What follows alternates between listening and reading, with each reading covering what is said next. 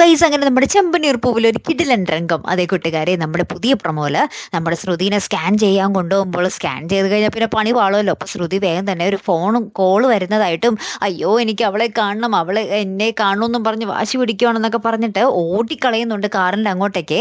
അപ്പോഴത്തേക്കും നമ്മുടെ ശ്രുതിയും നമ്മുടെ എന്താ പറയുക സച്ചിയും അമ്മയും കൂടെ പുറകെ ഓടി അവളെ പിടിക്കുന്നുണ്ട്. എന്നിട്ട് അപ്പം നമ്മുടെ ശ്രുതി പറയുന്നുണ്ട്, എന്താ ശ്രുതി നീ കാണിക്കുന്നത്, നമുക്ക് സ്കാൻ ചെയ്യണ്ടേ എന്ന് പറയുന്നുണ്ട്. അപ്പം തന്നെ നമ്മുടെ ശ്രുതി, എനിക്ക് സ്കാനൊന്നും ചെയ്യണ്ട, എൻ്റെ കുഞ്ഞിനൊരു കുഴപ്പമില്ല എന്ന് പറയുമ്പോൾ നമ്മുടെ ചന്ദ്രമതി നമ്മുടെ ശ്രുതിയുടെ കരണത്തിട്ട് ഒന്ന് പൊട്ടിക്കുക കേട്ടോ. കിടിലനടി, ഒരു രക്ഷയില്ലാത്ത അടി.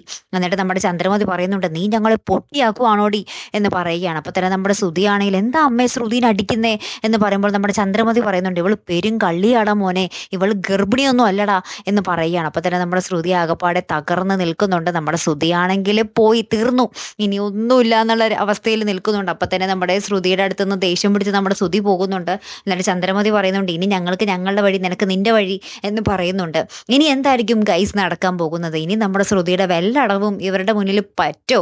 നമ്മുടെ ശ്രുതി പോലും ഇനി വിശ്വസിക്കോ അല്ലേ? കാത്തിരിക്കട്ടെ. അടുത്തൊരു വീഡിയോയുമായി വരുന്നത് വരയ്ക്കും ഗുഡ് ബൈ.